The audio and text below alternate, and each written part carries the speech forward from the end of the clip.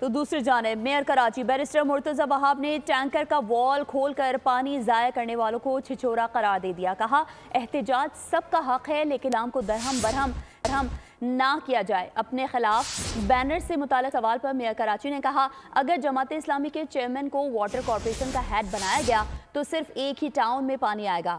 سوال یہ ہے کہ چندے پر چلنے والی جماعتوں کے پاس اتنا پیسہ کہاں سے آتا ہے؟ جماعت اسلامی کا آڈٹ ہونا چاہیے.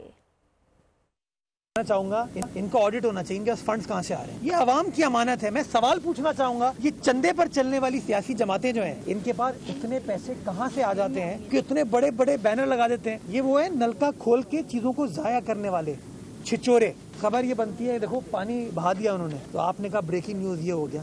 میں مذمت کرتا ہوں اس عمل کی.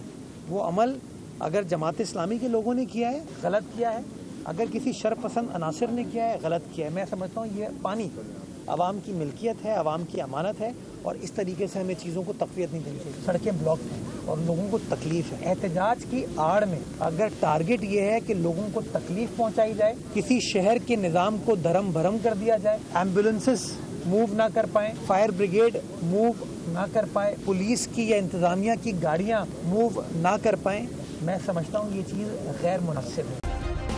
سبسکرائب کریں اور بیل دبائیں تاکہ کوئی خبر رہ نہ جائے.